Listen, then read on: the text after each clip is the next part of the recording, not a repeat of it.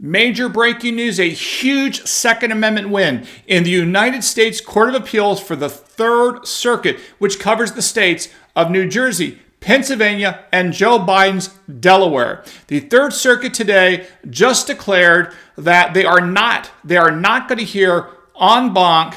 They're not going to rehear En Banc the Lara decision against the state of Pennsylvania involving 18, 19, and 20-year-olds and whether or not they have a right to keep and bear arms. Relatedly, there's a big fight there over whether or not the relevant time period for interpreting the Second Amendment is 1791, which is obviously the correct answer because I articulated that in the Harvard Journal of Law and Public Policy, and everyone quotes to me for the right reasons because I'm correct, because that's what the Supreme Court would agree with, versus late 19th century laws, which what the anti-gunners want, because the anti-gunners want there to be lots of gun control laws to draw analogies from to justify modern-day gun control laws. And I'm happy to report that the argument today by the United States Court of Appeals for the Third Circuit rejected for all intents and purposes in all respects that late 19th century anti-gun period and has embraced for all intents and purposes 1791 as the relevant time period for interpreting the Second Amendment, as which of course is the correct answer. So let's break this down real quick. As you may recall, a few months ago in the case of Madison Lara versus the Commissioner of the State of Police for the state or Commonwealth of Pennsylvania, there was a big fight there about whether or not 18, 19, and 20-year-olds had the right to keep and bear arms under the Second Amendment, because the question was whether or not they were part of the people, and if they were part of the people, could they be denied their full Second Amendment rights based on some history. So, to begin with, the Lara decision by the United States Court of Appeals for the Third Circuit in a three-judge panel, said that 18, 19, and 20-year-olds were indeed part of the people, as in the right of the people to keep and bear arms shall not be infringed. Because as we know from the Heller decision in 2008 by the U.S. Supreme Court, the people, as defined by the Supreme Court using dictionaries and the like from the 18th century, say that the people included all American citizens at a minimum, and arguably maybe some more, but we don't need to get into that for our purposes. But certainly all those who are American citizens are part of the people as a matter of text. The right of the people to keep and bear arms shall not be infringed. As a textual matter, they're part of the people, which means that the only way you can take away any Second Amendment rights, i.e. to hinder those rights, because if you hinder those rights, you are infringing, because the definition of infringe means to either hinder or destroy. And if you prevent 18, 19, and 20-year-old Americans from, let's say carrying guns in public, which is a big issue that was presented by the Lara case here in the Third Circuit, then you are hindering the 18, 19, and 20-year-old American citizens' rights to keep and bear arms, which is an infringement of the Second Amendment textually. So the question then becomes, is once you shift the burden, of course, to the government, and the government bears the burden to show that there's a long-standing historical tradition of some sort of analogous restriction on the right of Americans to keep and bear arms that would somehow justify historically, not in good and bad of guns, not a balancing test, but historically that you can justify that ban or restriction on the right to keep and bear arms.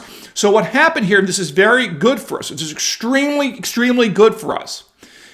The Third Circuit said the relevant time period for analyzing and understanding and interpreting the scope of the Second Amendment is the time period of our founding generation, which is 1791, which is when the Second Amendment and the rest of the Bill of Rights, the first 10 amendments to the Constitution, were ratified, were adopted.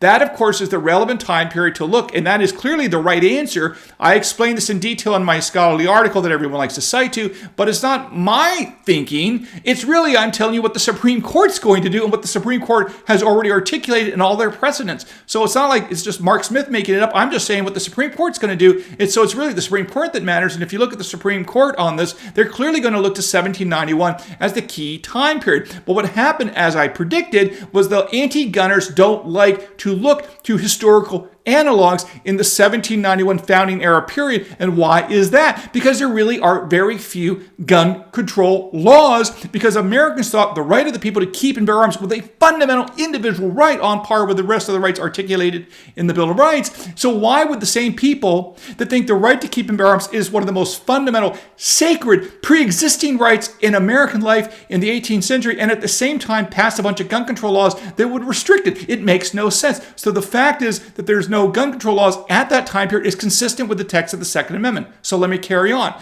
So what the anti-gunners want is they want to talk about the late 19th century because there's a lot more gun control laws they can draw analogies to modern day gun control laws. And why is that? That's because after the adoption of the 14th Amendment, of course, there was a lot of more gun control laws, in part because there was an attempt to disarm the freed African-American slaves. So you do see more gun control laws in that time period. So that's why the anti-gunners are trying to argue the relevant time period for understand the Bill of Rights and the Second Amendment is that time period. But that's simply not true. The only way to analyze and understand and make copacetic all of the Supreme Court's precedent is that the scope of the Second Amendment, the meaning of the Second Amendment is set in the 18th century in 1791, and all the 14th Amendment did in 1868 was it took the understanding of the Second Amendment and it expanded it to two new groups of people. It expanded the freedoms and rights associated with it to the freed African-American slaves with the adoption of the 14th Amendment. And at the same time, the scope and understanding of the Second Amendment was applied as a restrictive measure to restrict the conduct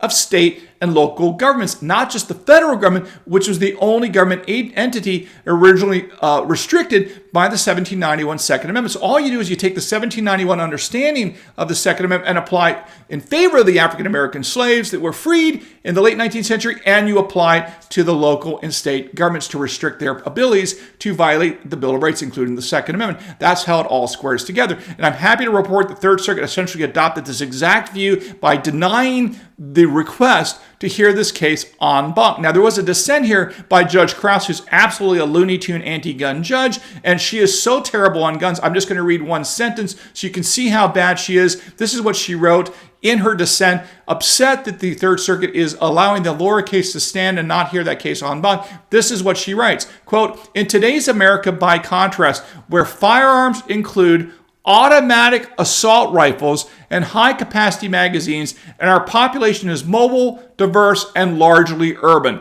Now, this is entirely insane for a whole host of reasons, but the point is the notion that we have automatic assault rifles all over America means that she doesn't have any idea what she's talking about in terms of firearms technology on the one hand, or in terms of the fact that you have the NFA law that restricts machine guns, which are automatic, quote-unquote, assault rifles, if you want to call them that, a political propaganda term. And, of course, she's using a propaganda term of assault rifles and not being precise, drawing the distinction between automatic rifles and semi-automatic rifles. But Judge Krause is absolutely terrible on guns. We've always known this. I've always told you that. So it's no shock that she wrote a very upset dissent. So anyway, I'll put a link to the opinion down below, but a major win in favor of the Second Amendment. This is the kind of precedent that other courts are going to be able to use to support the notion that 1791 is the relevant time period, which it clearly is, and it's also very good for the Second Amendment right. That's very good news all the way around. So great news out of the United States Court of Appeals for the Third Circuit covering the states of New Jersey, Delaware, and Pennsylvania, and I think you'll see a lot of other federal courts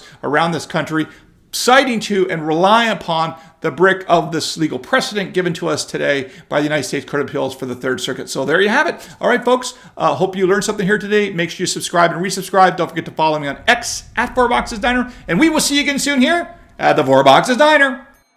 Orders up. Table 2A.